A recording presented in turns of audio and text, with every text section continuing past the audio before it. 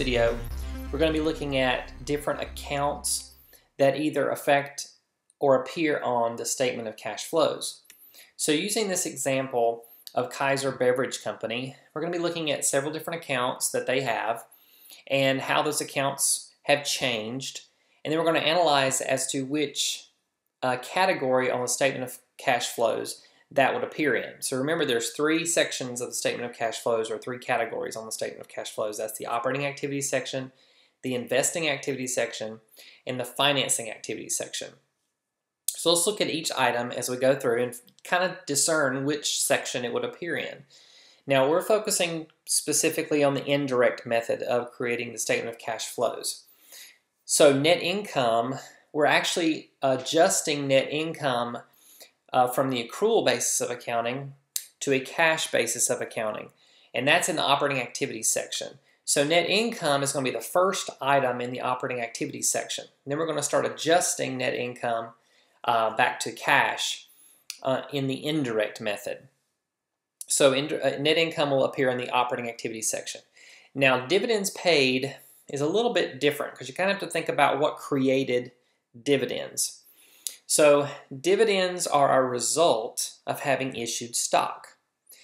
We issue stock to finance the company. So because dividends is a direct result of issuing stock, which is a financing activity, therefore dividends paid would also fall under the financing activity in the statement of cash flows. Dividends paid is a cash going out, so it will be a reduction from the financing activity section.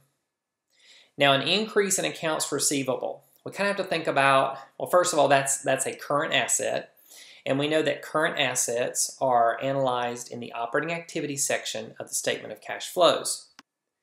Now we have to determine, is it an increase or a decrease to cash? Well, let's think about what would cause an increase in accounts receivable. Well, usually when we sell a product or a service, we would sell it on account or for cash. So if we sell it on account, that's going to make accounts receivable increase. So if accounts receivable have increased, that means we have earned revenue, which has increased net income, but we never got the cash. So we're adjusting net income back to cash basis. So if accounts receivable is increasing, that means we increased net income without increasing cash. So it does affect the operating activity section negatively. We would take that away from our operating income section. Now looking at the next one, an increase in accounts payable. Well, first off, accounts payable is a current liability, and we know that we analyze current assets and current liabilities in the operating activities section. So we know it's going to appear in the operating activities section, but is it going to be a decrease or an increase in this section?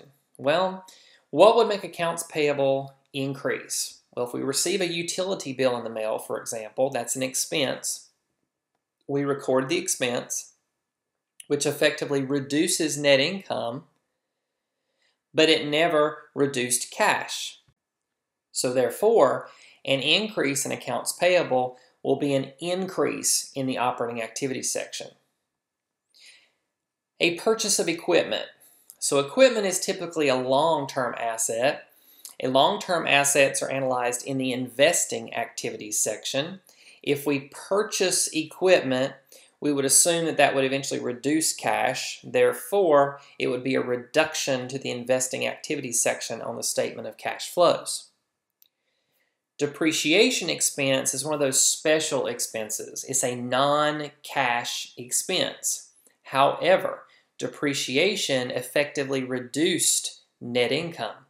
And since we want to get net income back to cash basis, since depreciation reduced net income but never reduced cash, we would add that back in the operating activities section of the statement of cash flows.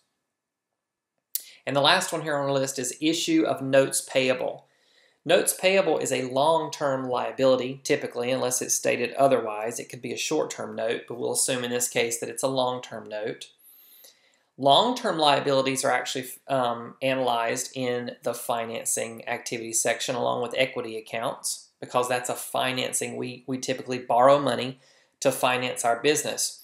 If we issue a note payable, that means we're giving someone an IOU saying that I owe you this money and I am receiving the cash. So therefore it would be an addition to the financing activity section on the statement of cash flows. Now, this is just a very short list of accounts that we have to analyze. So just keep in mind, in the operating activities section, we analyze the current assets, the current liabilities, depreciation, and any gains and losses that would appear on the income statement. In the investing activities section, that is your long-term assets that we're going to analyze. And in the financing section, that is your long-term liabilities and your owner's equity accounts.